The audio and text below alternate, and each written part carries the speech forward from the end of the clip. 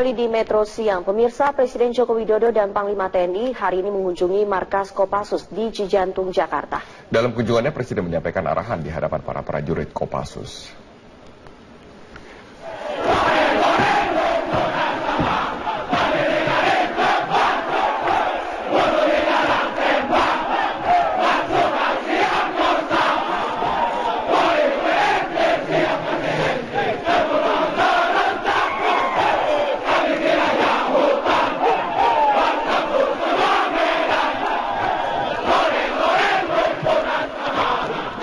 Didampingi oleh Panglima TNI Jenderal Gatot Nurmantio, Mensesnek dan Kapolda Metro Jaya, Presiden Jokowi disambut oleh prajurit Kopassus dengan nyanyian khas mereka. Presiden menyebut ia datang ke Kopassus untuk memberikan arahan sekaligus mengecek kesiapan pasukan khusus Angkatan Darat ini.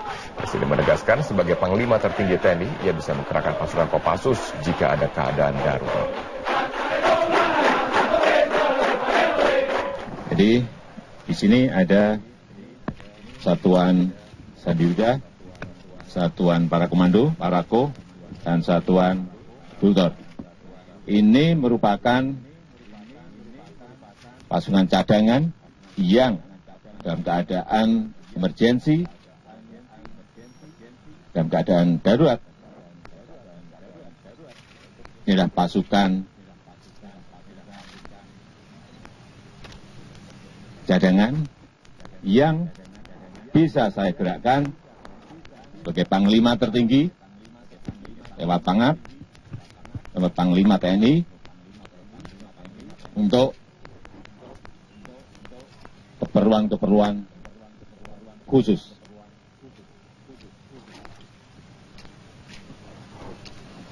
Ini saya kira sedikit yang ingin saya sampaikan, karena tadi sudah semuanya saya sampaikan dalam acara. Pasca unjuk rasa 4 November, Presiden Jokowi terus berusaha untuk meredam konflik. Di antaranya Presiden berkunjung ke TNI, kepolisian, dua organisasi keagamaan terbesar di Indonesia yaitu NU dan Muhammadiyah, serta mengumpulkan sejumlah ulama dari berbagai ormas Islam di Istana Negara. Sehari usai beristirahat di kediaman Istana Bogor, Presiden Jokowi datangi Markas Besar Angkatan Darat memimpin upacara di hadapan ribuan Panglima Komando Utama dan prajurit TNI. Setelah itu, Presiden berkunjung ke kantor pengurus besar Nahdlatul Ulama dan bertemu dengan Ketua Umum Said Akil Siroj beserta jajarannya. Selasa lalu, Presiden Jokowi menghadiri rapat pimpinan Polri di PT IKA Jakarta Selatan. Dalam arahannya, Presiden menegaskan agar kepolisian bertindak tegas dan menegakkan hukum dan tidak terpengaruh dengan tekanan kelompok atau organisasi manapun. Setelah itu, Presiden pun sowan ke kantor pengurus pusat Muhammadiyah. Dalam pertemuan itu dibahas mengenai proses hukum yang menjerat Ahok terkait dugaan penistaan agama. Presiden pun menegaskan tidak akan melindungi Basuki Cahayapurnama. Saya tekankan bahwa saya, sekali lagi ini juga perlu rakyat tahu, tidak akan melindungi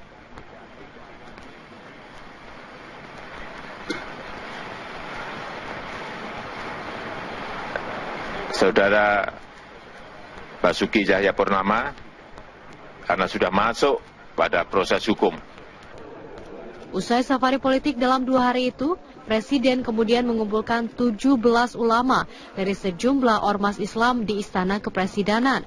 Tujuan utama diadakan pertemuan yaitu mendinginkan suasana pasca unjuk rasa serta kembali mengingatkan untuk mempererat kesatuan dan persatuan bangsa. Tim Liputan Metro TV. Menko Polhukam meminta masyarakat untuk tidak mudah terprovokasi menanggapi informasi yang menyebutkan akan ada unjuk rasa pada tanggal 25 November. Menko Polhukam Wiranto mengaku sudah menerima informasi akan ada aksi susulan pada 25 November mendatang. Meski demikian, hingga saat ini, menurut Wiranto belum ada laporan secara resmi yang diterima oleh pemerintah terkait dengan rencana aksi susulan itu. Wiranto meminta masyarakat untuk tidak khawatir dengan rencana demonstrasi susulan. Pasalnya pemerintah akan terus melakukan antisipasi melindungi setiap warga negara. Di sisi lain, Menko Polhukam menyatakan pemerintah menghormati hak warga negara yang ingin menyampaikan aspirasi selama tidak menimbulkan keributan. Menko Polhukam kembali mengingatkan agar aksi demonstrasi tidak ditunggangi oleh pihak manapun untuk kepentingan politik tertentu. Melindungi dari ancaman-ancaman yang mengganggu negeri ini. Tapi jangan sampai ancaman itu muncul dari bangsa sendiri, kan begitu. Ini kan aneh, kan? Padahal dengan kita melaksanakan sisaan merata, sebenarnya kembali bahwa kewajiban seluruh masyarakat juga ikut mengamankan negeri ini. Maka tatkala kemudian demonstrasi itu merupakan demonstrasi yang tertib, demonstrasi yang bermartabat, ya, yang ikut aturan, nggak perlu ditakuti.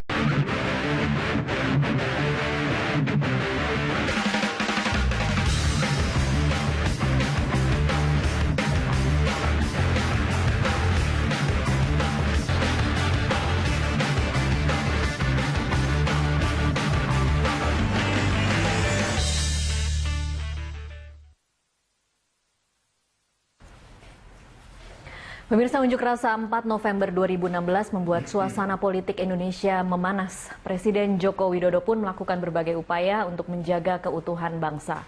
Panglima TNI Jenderal Gatot Nurmantio mengungkapkan ancaman global terhadap Indonesia yang akan terjadi di masa depan. Seluruh pihak kembali diingatkan agar menjaga persatuan dan kesatuan.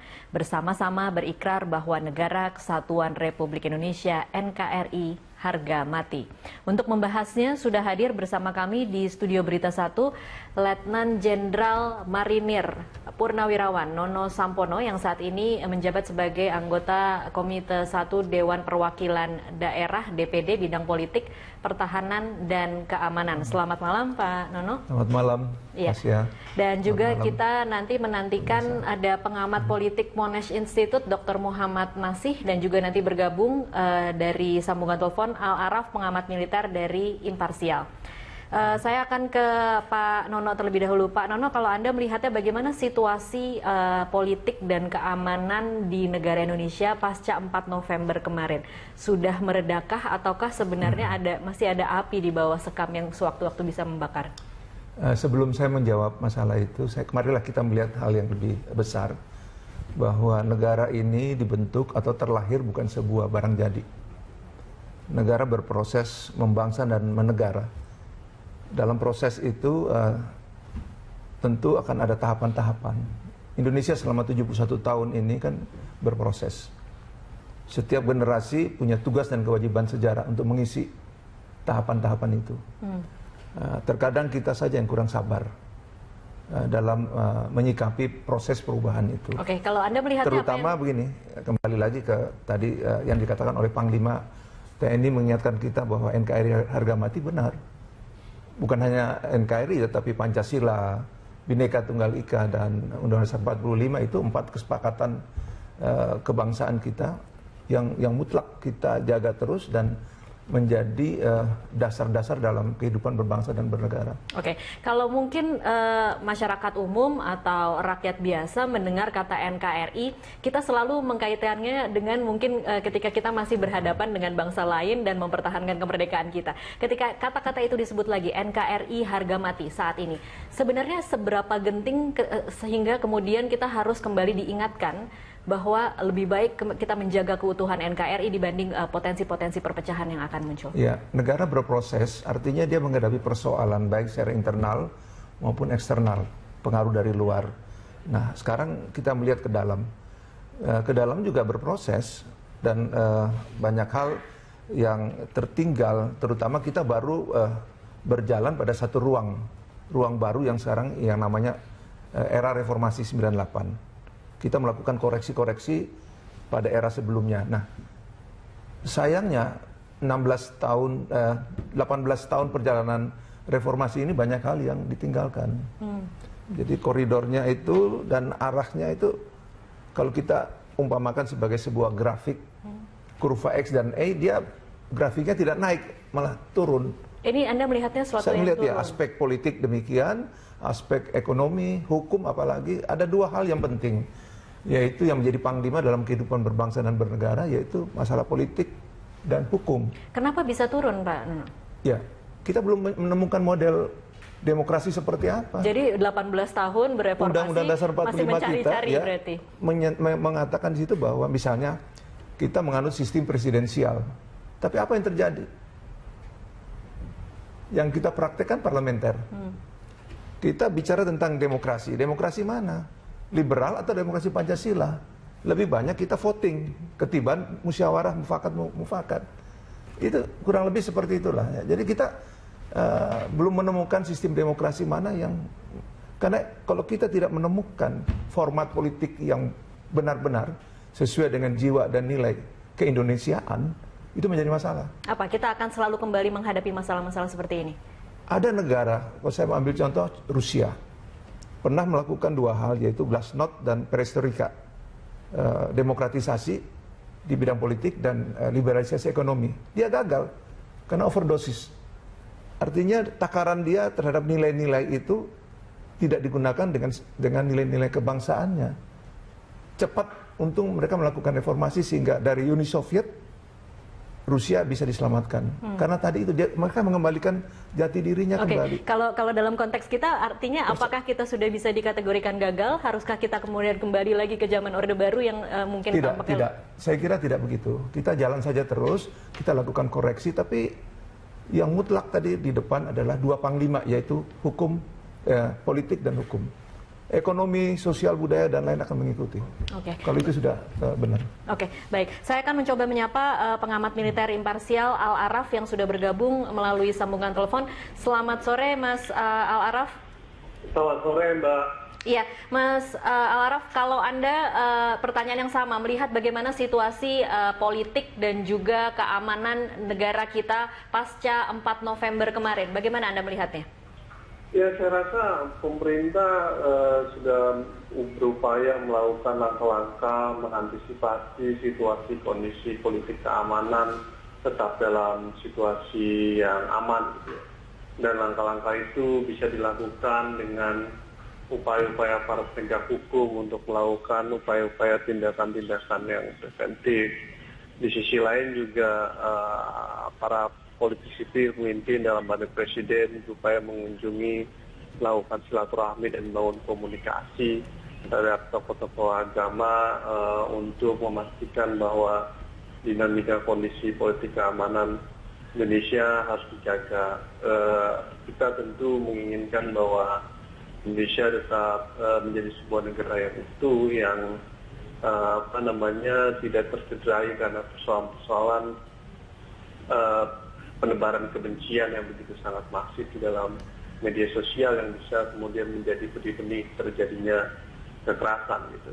Jadi demikian, para penegak hukum juga harus melakukan langkah-langkah yang proporsional di dalam melakukan tindakan-tindakan preventif untuk mengantisipasi persoalan-persoalan yang terjadi kemarin. Nah, yang saya selain itu juga tentu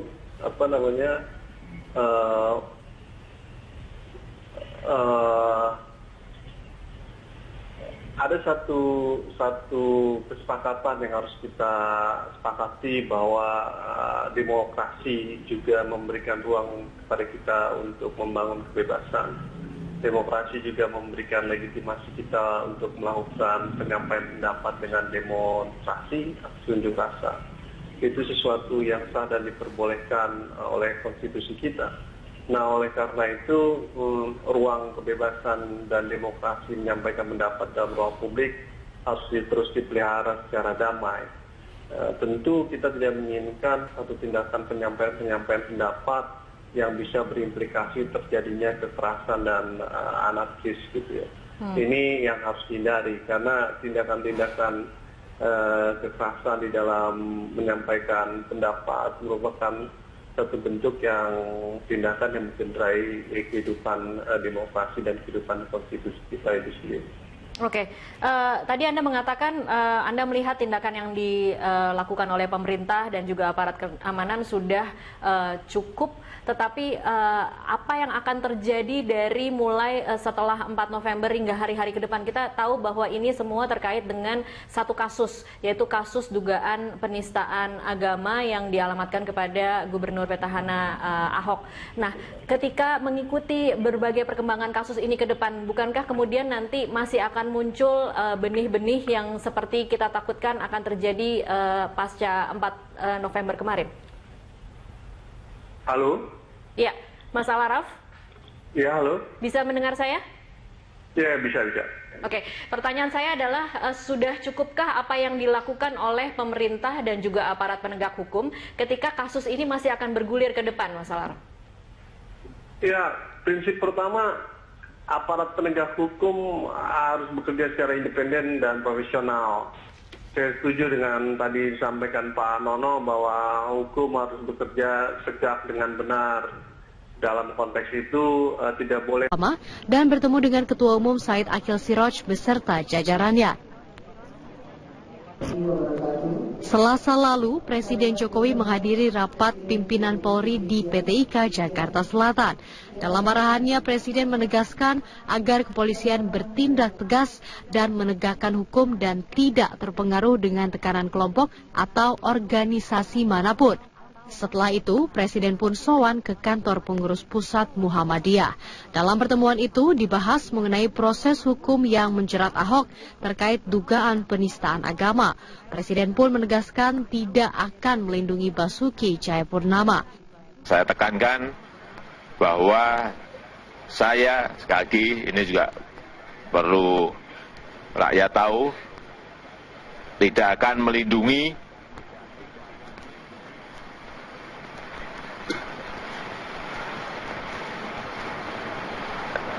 Saudara Basuki Cahayapurnama karena sudah masuk pada proses hukum. Usai safari politik dalam 2 hari itu, Presiden kemudian mengumpulkan 17 ulama dari sejumlah ormas Islam di Istana Kepresidenan. Tujuan utama diadakan pertemuan yaitu mendinginkan suasana pasca unjuk rasa serta kembali mengingatkan untuk mempererat kesatuan dan persatuan bangsa. Tim Liputan Metro TV. Menko Polhukam meminta masyarakat untuk tidak mudah terprovokasi menanggapi informasi yang menyebutkan akan ada unjuk rasa pada tanggal 25 November. Menko Polhukam Wiranto mengaku sudah menerima informasi akan ada aksi susulan pada 25 November mendatang. Meski demikian, hingga saat ini, menurut Wiranto belum ada laporan secara resmi yang diterima oleh pemerintah terkait dengan rencana aksi susulan itu. Wiranto meminta masyarakat untuk tidak khawatir dengan rencana demonstrasi susulan. Pasal pemerintah akan terus melakukan antisipasi melindungi setiap warga negara. Di sisi lain, Menko Polhukam menyatakan pemerintah menghormati hak warga negara yang ingin menyampaikan aspirasi selama tidak menimbulkan keributan. Menko Polhukam kembali mengingatkan agar aksi demonstrasi tidak ditunggangi oleh pihak manapun untuk kepentingan politik tertentu. Melindungi dari ancaman-ancaman yang mengganggu negeri ini. Tapi jangan sampai ancaman itu muncul dari bangsa sendiri, kan begitu. Ini kan aneh, kan? Padahal dengan kita melaksanakan sisaan merata, sebenarnya kembali bahwa kewajiban seluruh masyarakat juga ikut mengamankan negeri ini. Maka tatkala kemudian demonstrasi itu, Rusia bisa diselamatkan. Karena tadi itu mereka mengembalikan jati dirinya kembali. Kalau dalam konteks kita, artinya apakah kita sudah bisa dikategorikan gagal? Haruskah kita kemudian kembali lagi ke zaman Orde Baru yang mungkin tidak. Saya kira tidak begitu. Kita jalan saja terus, kita lakukan koreksi, tapi yang mutlak tadi di depan adalah 2 panglima, yaitu hukum, politik dan hukum. Ekonomi, sosial, budaya, dan lain akan mengikuti. Kalau itu sudah benar. Baik. Saya akan mencoba menyapa pengamat militer imparsial Al-Araf yang sudah bergabung melalui sambungan telepon. Selamat sore, Mas Al-Araf. Selamat sore, Mbak.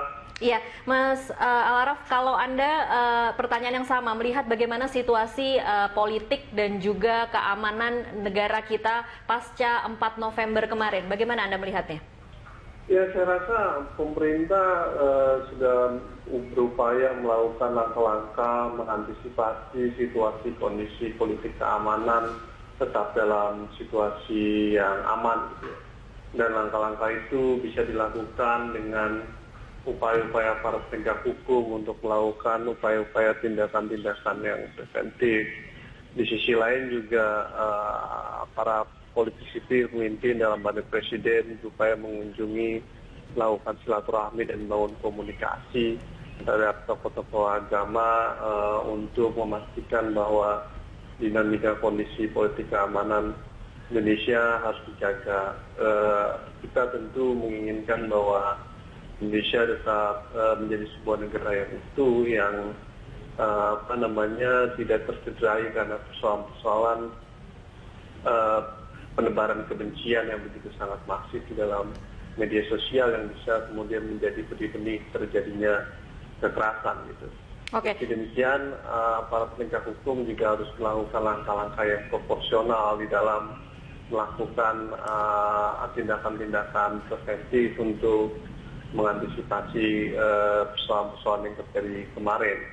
Nah, yang saya selain itu juga tentu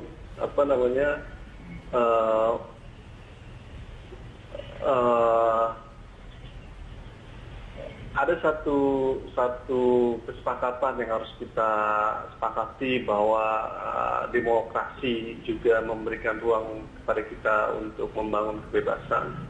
Demokrasi juga memberikan legitimasi kita untuk melakukan penyampaian pendapat dengan demonstrasi.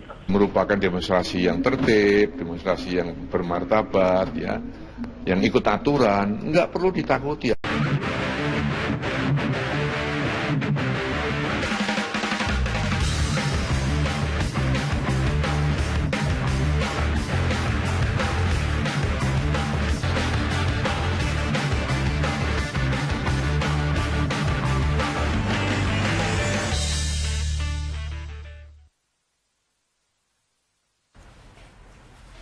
Pemirsa, unjuk rasa 4 November 2016 membuat suasana politik Indonesia memanas. Presiden Joko Widodo pun melakukan berbagai upaya untuk menjaga keutuhan bangsa.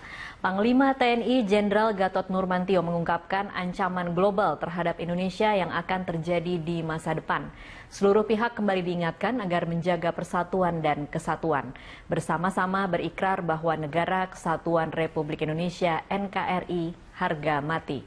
Untuk membahasnya sudah hadir bersama kami di Studio Berita 1 Letnan Jenderal Marinir Purnawirawan Nono Sampono yang saat ini menjabat sebagai anggota Komite 1 Dewan Perwakilan Daerah DPD bidang politik, pertahanan dan keamanan. Selamat malam Pak Nono. Selamat malam.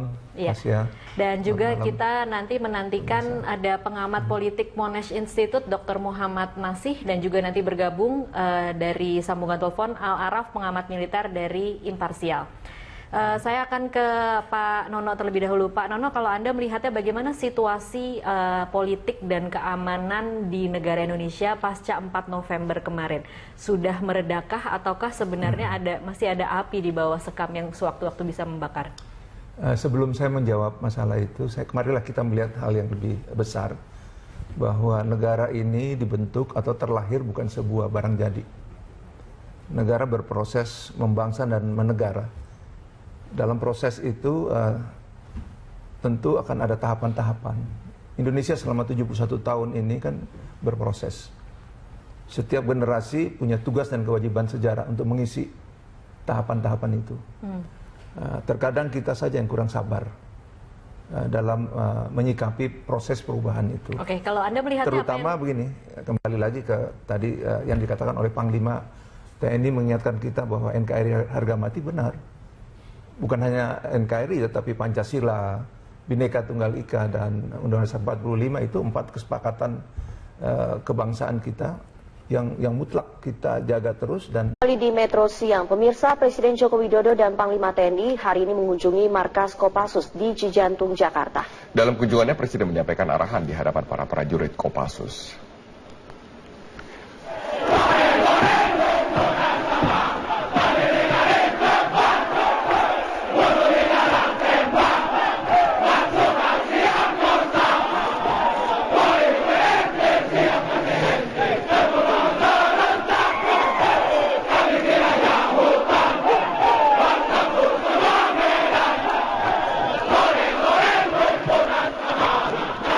Didampingi oleh Panglima TNI Jenderal Gatot Nurmantio, Mensesnek dan Kapolda Metro Jaya, Presiden Jokowi disambut oleh prajurit Kopassus dengan nyanyian khas mereka.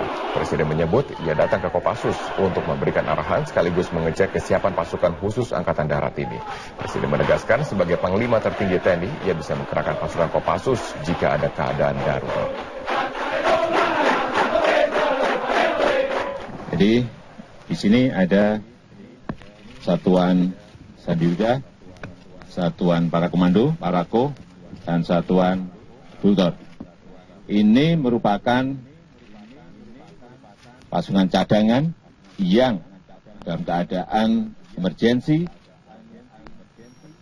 dalam keadaan darurat. Ini adalah pasukan cadangan yang bisa saya gerakkan sebagai Panglima tertinggi lewat Pangap, lewat Panglima TNI untuk keperluan-keperluan khusus.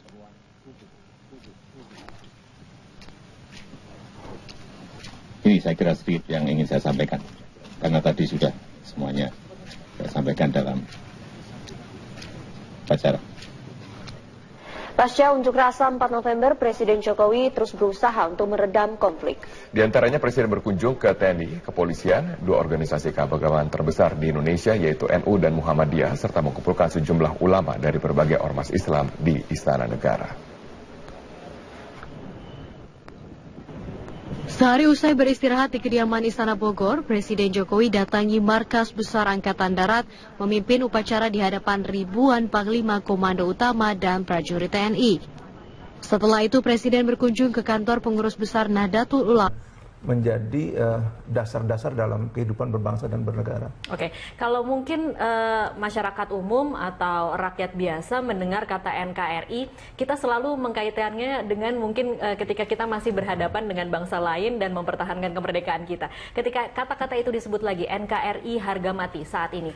Sebenarnya seberapa genting sehingga kemudian kita harus kembali diingatkan bahwa lebih baik kita menjaga keutuhan NKRI dibanding potensi-potensi perpecahan yang akan muncul. Ya, negara berproses, artinya dia menghadapi persoalan baik secara internal maupun eksternal, pengaruh dari luar.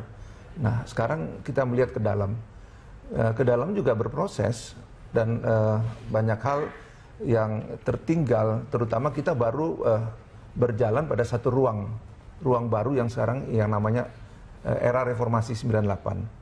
Kita melakukan koreksi-koreksi pada era sebelumnya. Nah, sayangnya 18 tahun perjalanan reformasi ini banyak hal yang ditinggalkan.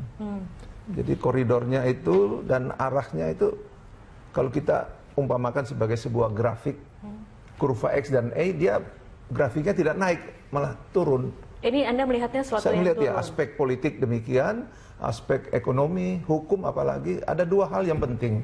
Yaitu yang menjadi panglima dalam kehidupan berbangsa dan bernegara, yaitu masalah politik dan hukum. Kenapa bisa turun, Pak? Ya, kita belum menemukan model demokrasi seperti apa. Jadi 18 tahun bereformasi, Undang-Undang Dasar 45 masih mencari-cari kita, berarti? Mengatakan di situ bahwa misalnya kita menganut sistem presidensial. Tapi apa yang terjadi? Yang kita praktekkan parlementer. Kita bicara tentang demokrasi. Demokrasi mana? Liberal atau demokrasi Pancasila? Lebih banyak kita voting ketimbang musyawarah mufakat. Itu kurang lebih seperti itulah. Ya. Jadi kita belum menemukan sistem demokrasi mana yang, karena kalau kita tidak menemukan format politik yang benar-benar sesuai dengan jiwa dan nilai keindonesiaan, itu menjadi masalah. Apa? Kita akan selalu kembali menghadapi masalah-masalah seperti ini? Ada negara, kalau saya ambil contoh Rusia, pernah melakukan dua hal, yaitu glasnost dan perestroika, demokratisasi di bidang politik dan liberalisasi ekonomi. Dia gagal karena overdosis. Artinya takaran dia terhadap nilai-nilai itu tidak digunakan dengan nilai-nilai kebangsaannya. Cepat untung mereka melakukan reformasi sehingga dari Uni Soviet